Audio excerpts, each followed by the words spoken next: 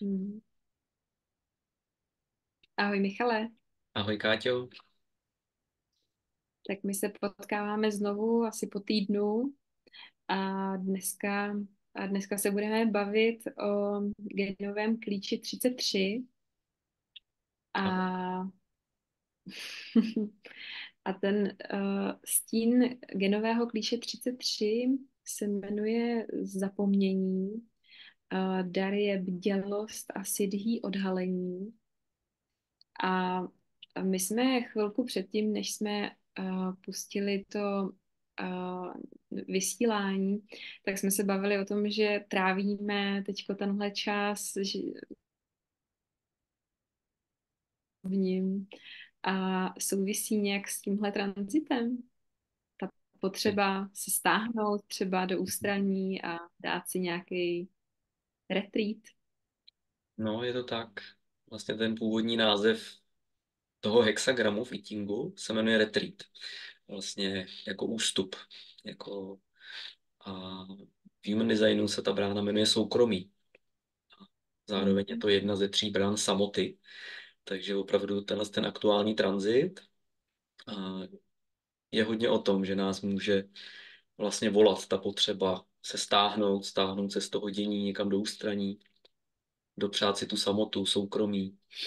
A Mm. nemusí to být přímo nějaký jako retreat ve smyslu nějakého meditačního retreatu, ale je to spíš o tom, že my můžeme být v tom ústraní, jakoby v tom retreatu kdykoliv, i když jsme vlastně v nějakých aktivitách, když vlastně jsme jakoby usebraný. Je to spíš o té kvalitě, té usebranosti, než jenom jakoby těch vnějších podmínkách. Samozřejmě ty vnější podmínky jsou důležitý a lidi, co tu bránu mají, ve svém designu aktivní, což máš i ty, viď? Takže, takže o to větší ta potřeba u těch lidí většinou je, že opravdu, já tu bránu sice nemám, ale mám bránu naproti 13 v centru identity, což je brána posluchače a, a dohromady tvoří spolu kanál.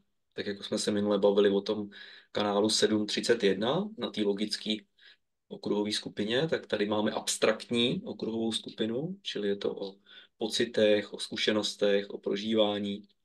A je to o minulosti. Minule to byl leadership, který se dívá do budoucnosti a dohromady tady ty dvě brány, 1333, ten kanál vlastně je takový leadership, který vlastně se opírá o minulé zkušenosti. Takže to ústraní, tahle ten transit, nebo ten archetyp 33 nás vlastně pozývá zejména k tomu ústraní proto, abychom měli čas se zastavit, strávit nějaké zkušenosti, zejména stylem, že vlastně si dovolíme dopřát čas pro reflexi svých minulých zkušeností. Takže lidi můžou pociťovat větší potřebu třeba večer před spaním si zreflektovat, co se stalo během dne. A nebo naopak tu potřebu třeba vůbec nemají, pokud žijou jakoby ne úplně v souladu sami se sebou a, a můžou zapomínat na to vlastně se zastavit a dopřát si tu samotu, reflektovat. A, a tam právě se děje to, že když si člověk nedopřeje to zastavení a to reflektování těch minulých zkušeností, tak se může dít to, že tam přichází o ty plody, o to zrání, o to, co může vlastně člověku přijít, když se jakoby obrátí zpátky, zastaví se a podívá se zpátky na to, co vlastně zažil během toho dne nebo během toho měsíce, roku, týdne, záleží, jaký období člověk reflektuje. A protože tady ta okruhová skupina je o těch cyklech. My už jsme se bavili o té bráně 53, to byly ty začátky, ten vývoj těch nových cyklů. Bavili jsme se o bráně 35, o tom někom, kdo vlastně potřebuje všechno zažít, všude byl, všechno zná. A měli jsme bránu 56, bránu vypravěče, toho, kdo dokáže stimulovat emoce druhých vyprávění poutaných příběhů. A tady to je taky brána vypravěče, ta 33. Akorát, že cílem tady toho vypravěče není stimulovat vlastně ty emoce v těch druhých, nějak upoutávat tu jejich pozornost, ale spíš tu jejich pozornost obrátit k nějakému ponaučení, z nějaký vlastní zkušenosti nebo z nějaký zkušenosti, která může být i vlastně, nemusí být jeho, může být i někoho jiného. Ale lidi s touhle branou mají dar jako kdyby jakoby vidět určitý paterny v nějakých cyklech nebo nějakých minulých zkušenostech, které se třeba opakujou a dokážou se z té minulosti poučit. A když to v nich uzraje, což se děje právě až po tom, co si dopřejou nějaký ten čas v tom ústraní, tak tam právě může dojít i k tomu, že pak přijde nějaký ten správný timing, ten čas, že někdo pozve, zase je to projektující kanál, k tomu, aby sdíleli ten svůj příběh, nebo to story, nebo to něco, to ponaučení z nějaký zkušenosti, která může někoho obohatit, což byl ta 56, ten dar. A tady je to právě o tom, že ten dar je bdělost. A, a já jsem řekl, že lidi můžou vlastně v tom nepravým já zapomínat na to si dopřát, ten stín zapomnění, zapomenout na to, vlastně na tu pravou podstatu, na to, že potřebují tu samotu, že potřebují trávit čas ve vlastní auře, aby mohli zreflektovat, strávit a ponaučit se, aby mohli zrát, aby mohli vyrůst. Protože když tam tohle není, tak je to jenom vlastně skákání, začínání nových cyklů, bez toho, aniž by to dozrálo do toho přirozeného konce, do toho vyústění. To je právě ta 42, která dokončuje. A tam je právě zase to lpění, tam je to umění jakoby pouštět ty věci, jako odpouštět a to znamená, mě tady hodně fascinuje ta kvalita vlastně toho, jak to spolu souvisí, celá ta okruhová skupina, že dneska jsme v 6. lince už, když natáčíme ten rozhovor. A ta 6. linka každý brány vlastně je transpersonální a už se jako dívá, první 3 linky jsou velmi osobní, ty se vždycky dívají dovnitř na ten svůj vlastní osobní proces. 4. linka ta chce jakoby sdílet, externalizovat to ven. 5. ta to chce nějak univerzalizovat, nějak vlastně té veřejnosti a aby to bylo nějak prakticky použitelný pro nějaký třeba obohacení, zlepšení a tak. A ta 6, ta se dívá jakoby už vyloženě na celý to téma té okruhové skupiny a dívá se za horizont na to, co přichází. A příště vlastně přichází brána 7, což je ta brána toho vedení, toho alfa, a ten alfa gen, a který je zase logický leadership, orientovaný do budoucna. Čili ta 6. linie vlastně na tom vrcholu, na tom zrání, když to dozraje, vlastně v tom nejvyšším, těch 6 linek vypráví příběh té brány. A na začátku právě tady ta brána 33 je velmi neskušená. Mě to připomíná kartu z tarotu toho blázna. Začíná to ten tarot tím bláznem, který je vlastně takový jako naivní, takový vlastně se pouští do nějaký zkušenosti, vlastně vůbec neví, co ho čeká. A pak vlastně přijdou nějaký zkoušky, že ta brána 33 nebo ten klíč patří do rodiny zkoušek spolu s tou 56 a s 12.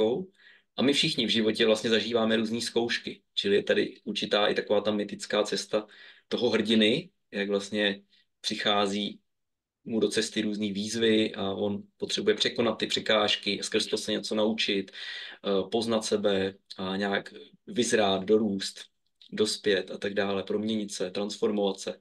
A na konci toho tarotu ten blázen vlastně zase to končí kartou blázna. Že jo? Akorát, že už to není ten naivní blázen na tom začátku, ale už je to ten takzvaný moudrý blázen. A celý ten kanál 1333 se jmenuje kanál světka, anebo takzvaného marnotratního syna. A nebo pracovně mu říká třeba jako střítecký kanál zmoudření.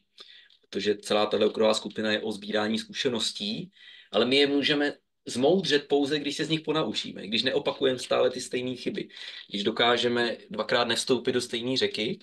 A ten leadership tady je v tom, že právě člověk se dokáže vlastně opřít o tu minulost, vidět, co třeba nefungovalo, ponaučit se neopakovat to a použít to jako třeba pro někoho, kdo si přijde pro radu, aby vlastně mu mohl sdílet nějakou zkušenost, na základě který mu třeba může osvětlit, čemu je lépe se vyvarovat a co naopak by mohlo být třeba nějaký zdravý krok vpřed v tom vývoji, v té evoluci, v tom zrání.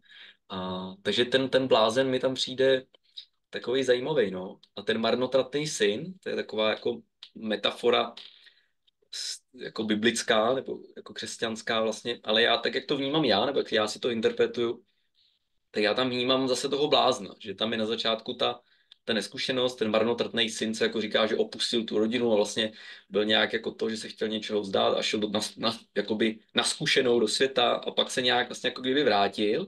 Ale já tam vnímám jako jednak tu rovinu, tu lidskou, že ta rodina ho potom jako přijala a znova a to dědictví mu znova patřilo, ale zároveň tam vnímám i tu analogii na té vyšší duchovní perspektivě vlastně vůči vztahu k Bohu nebo stvořiteli, nebo jak tomu budeme říkat, vůči nějaký vyšší instanci, kde vlastně člověk na začátku, ta nezralost, ta neskušenost, to zapomnění, ten stín, může být v tom, že my zapomeneme na na tu podstatu, na tu svoji boží podstatu, že jsme jakoby tu božskou podstatu, jakoby ty děti boží a zapomeneme na to v té bažině mája, v tom Matrixu se ztratíme, to je ten stín, to je ta zkouška právě té 33 je v tom vlastně, jak se dostat tady z té sítě, jakoby, která nás drží v tom zapomnění. A, a ta druhá zkouška té 56 je právě to rozptýlení, že nás rozptýlou těch našich 5 smyslů, a že nás to žene do toho vnějšího světa, abychom zapomněli na tu svoji duchovní podstatu.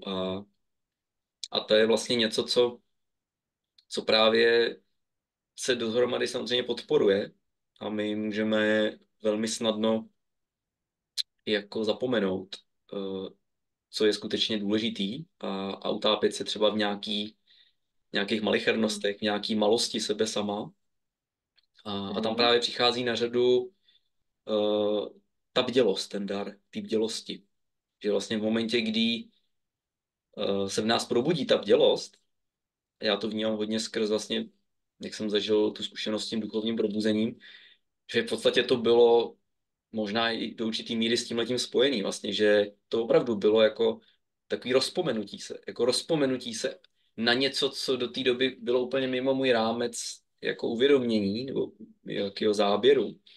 A, a vlastně jsem si uvědomil něco jako nad tou bažinou mája a nějakou vyšší pravdu a zároveň i nějaký jako kdyby intuitivní tušení, no i možná na základě nějakých minulých zkušeností, z kdo ví jaký minulosti, že je tady něco víc a že se to možná už opakuje, kdo ví jak dlouho a že vlastně můžeme, že ta cesta ven vede skrz tu bdělost, což popsali už buddhisté a vlastně Mhm. je řada technik, meditačních technik, nebo tady máme kontemplaci a to něco nás vlastně může přivést k tomu,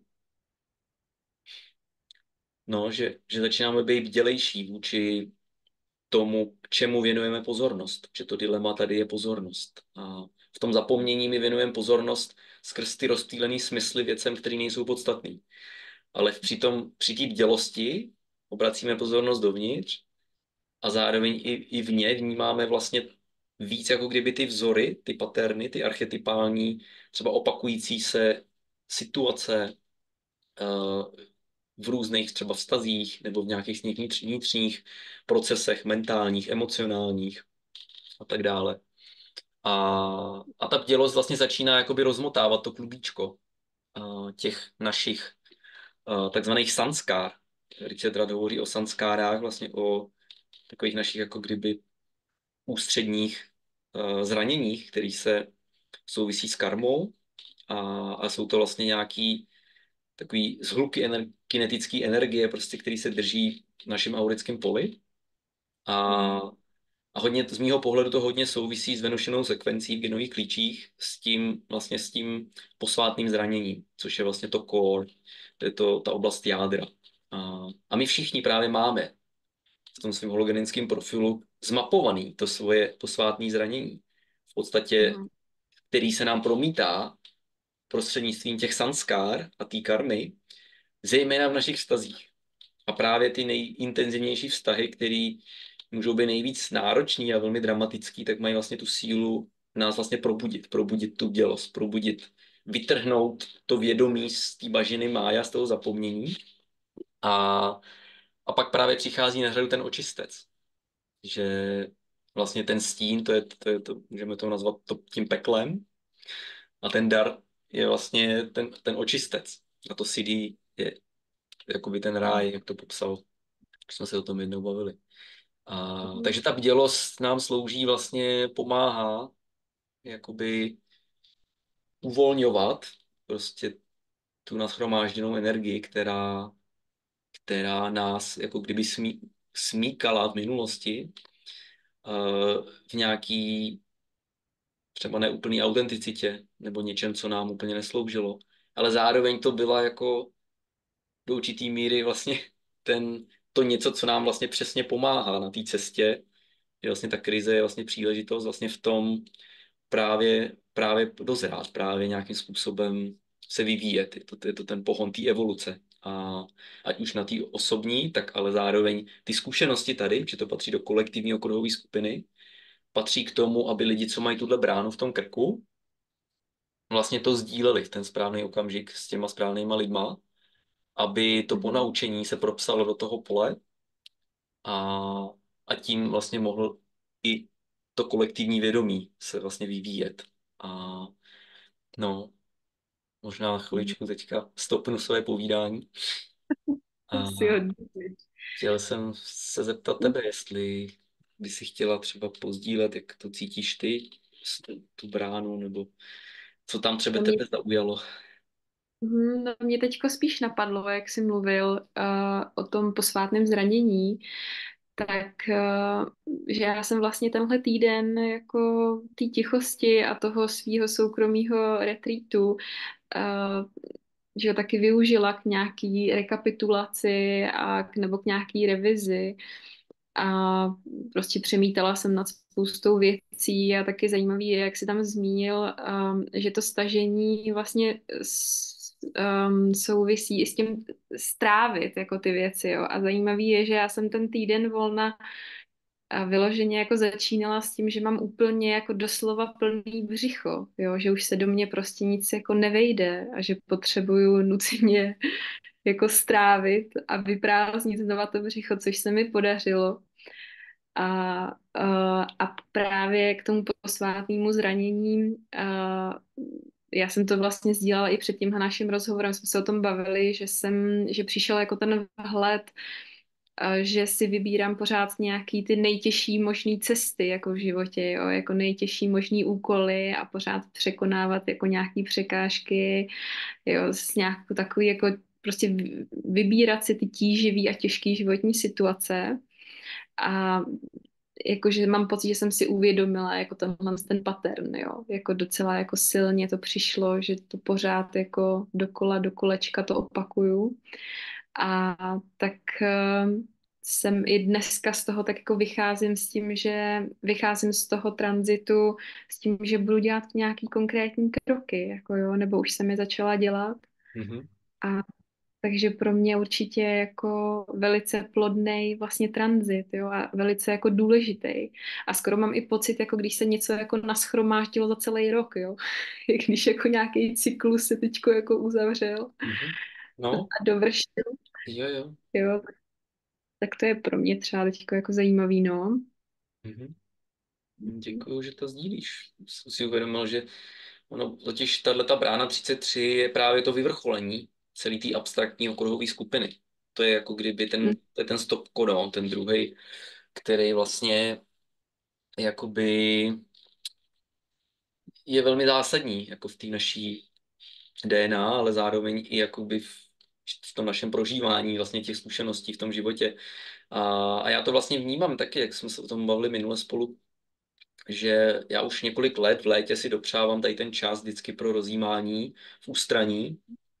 Jsem tady na chatě a opravdu sám ve své auře a dávám si prostě prostor se utišit, uklidnit, reflektovat, utišovat a nechávat tak jako odhalovat na základě té reflexe vlastně, co se má odhalit, co se chce odhalit a je to zároveň i takový jako obracení se vždycky pro mě jakoby něco podobného, jako je konec roku, začátek nového roku, tak já tohleto vnímám možná podobně významný, nebo možná i víc, jako by z toho pohledu, že tady je to vyvrcholení vlastně jako kdyby toho ponaučení se, jakoby, že tady vnímám opravdu mhm, to, jakoby, že jsem hodně reflektoval teďka těch posledních dnů vlastně nějaký jako vztahy, situace a zkušenosti, co mhm, se stalo, nestalo a zároveň i jsem měl příležitost třeba tady hovořit prostě s pár lidma a vlastně vyloženě přišla jako úplně přirozeně jako v té interakci příležitost vlastně sdílet nějaký ponaučení z něčeho, nebo i třeba to dát do nějaký paralely třeba s tím, co zažívají oni a,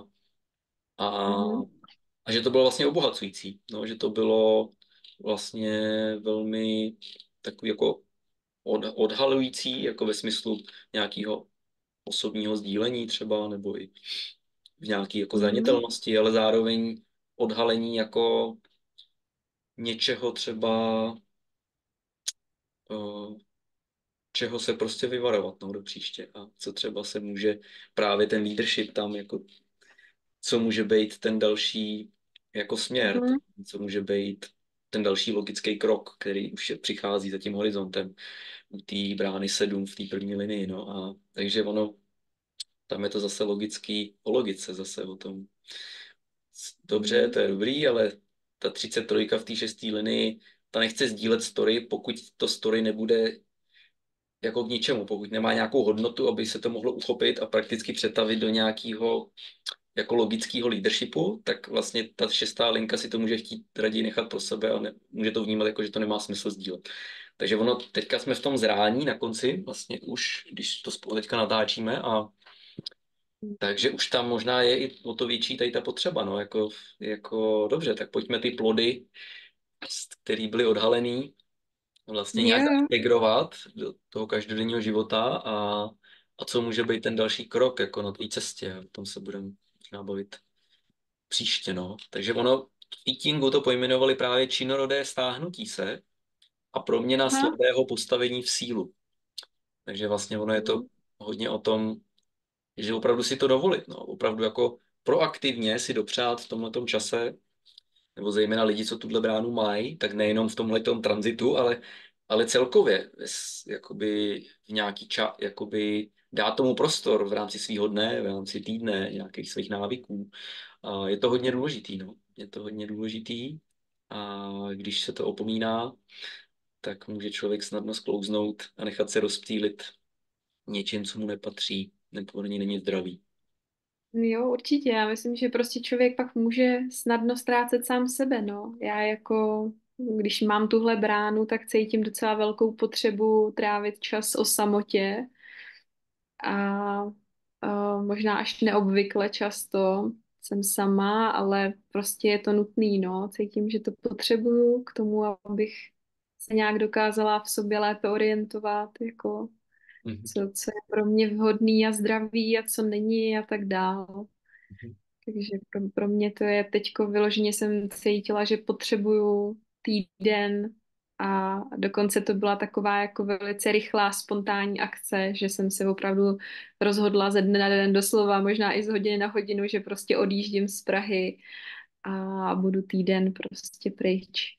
No, No takže jasně, tak s tvojí intuitivní autoritou, spontánní rozhodnutí, pravostranný proměnný, takže to je o absolutní flexibilitě a proměnlivosti. Ještě máš profil 3.6, takže ono, mm, tam je ta dynamičnost, že jo? Máš bránu 39, dynamičnost, takže vůbec mě to nepřekvapuje. taky je zajímavý, že vlastně nějaký to odhalení, jo, že se to neděje vlastně v tom ráciu, jako, nebo aspoň u mě se to tak nedělo, jako, jo, že to se samo jakoby od někud vynořilo, Jasně. jo. Že to nebylo jako vlastně vymyšlený, jo, že bych jako seděla prostě 10 hodin o samotě a nad něčím jako přemýšlela. Jo, tak takhle to nebylo, jo. Prostě to je fakt jako takový, prostě jen tak jako poflakování, jo. A pak najednou se to od někud jako začne vynořovat. Mhm. Ale vlastně to není žádný jako cílený přemýšlení, tak a co teď, jako. No, a já to vnímám jako mám z toho, jak to říct, cítím to jako, že to se mnou rezonuje, no, když jako znám tvůj design a vnímám to, tak jako můj pocit je, když se podívám na human design, jako z toho, jak člověku přichází právě nějaký ty průlomový vhledy třeba, že to může být hodně Mm, ovlivněný právě tím jeho nastavením. Jo? Že já třeba mám kanál vhledů, takže u mě velmi často to jsou jako fakt mentální uvědomění, že jsem mentální projektor.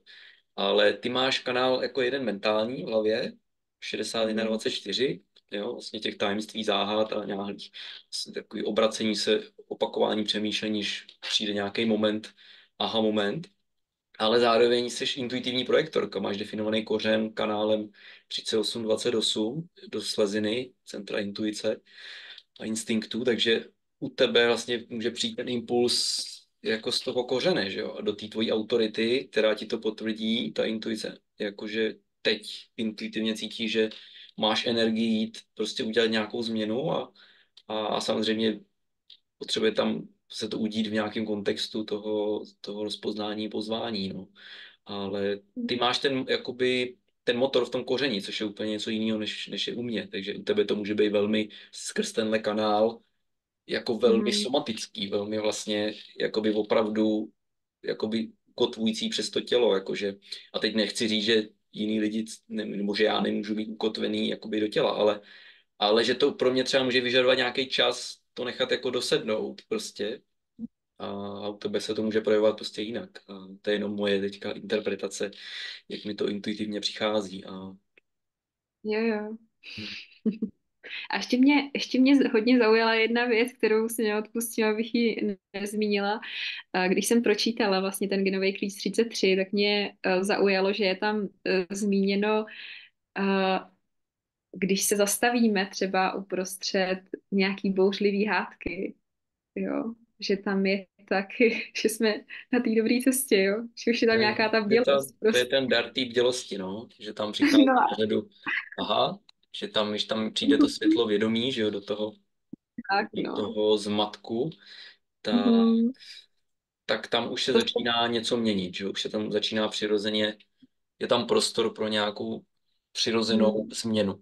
A ta změna není něco, co musíme udělat, ale spíš je to o tom si toho všimnout, být tím Mhm. svědkem, to je právě tak vlastně to souvisí s touhle branou i.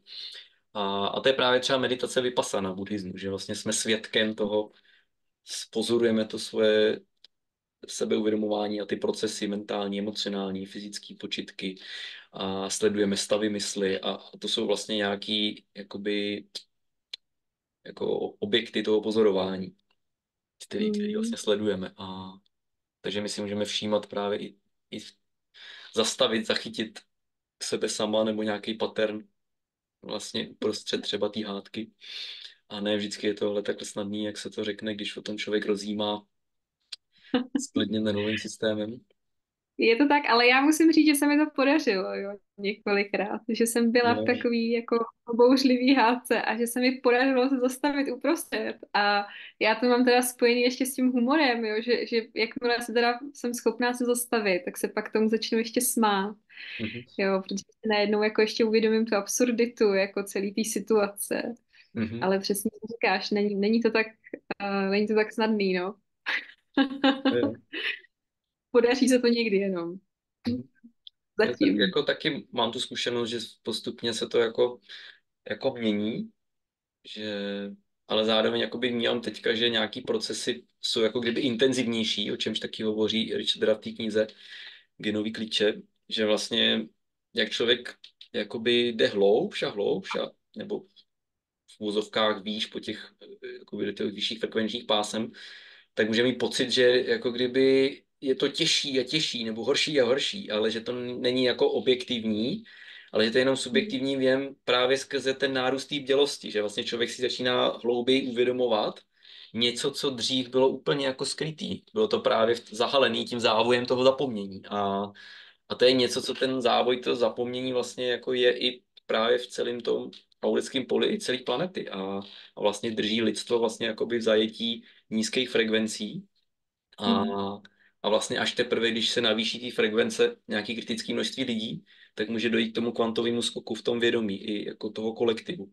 A to je právě teďka ta doba, v které se nacházíme a to se děje. Takže my můžeme možná i relativně objektivně jako říct, že to opravdu může být v něčem náročnější teďka, protože se jakoby vyvalujou ven, jako odhalujou se vlastně to, co bylo po tisíciletí jako potlačovaný a dokončuje se prostě, že jo, nějaký velký globální cyklus a ještě větší globální cyklus a celý eon.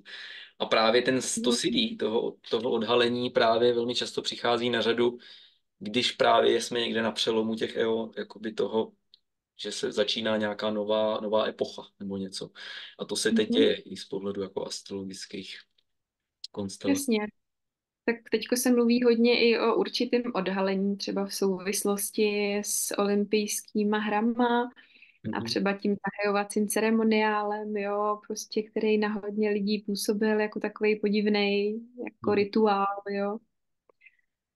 A no, tak myslím, že A i odhaluje takovýhle se víc a víc věcí. odhaluje víc a víc věcí, no. Odhalují se skorumpovaní politici, odhalují se nevěry, odhalují se, já nevím, prostě různé věci na různých úrovních. Ať už jakoby v tom sociálním kontextu, ale i osobním kontextu, emocionálním, mentálním. A, a svým způsobem ono není dobře špatně, že Ira Urugu říká vždycky, human design není o morálce. Když jakoby říká, že něco je v povýšení, něco v ponížení, tak to neznamená, že jedno je jako pozitivní a druhé je negativní, ale je to pořád o tom, jako je ve Hvězdných válkách, jo. Prostě tam byly ty Jedi, ty světlí, a pak tam byl ta temná strana, že jo. A tam je to podávaný jako černobíle hodně.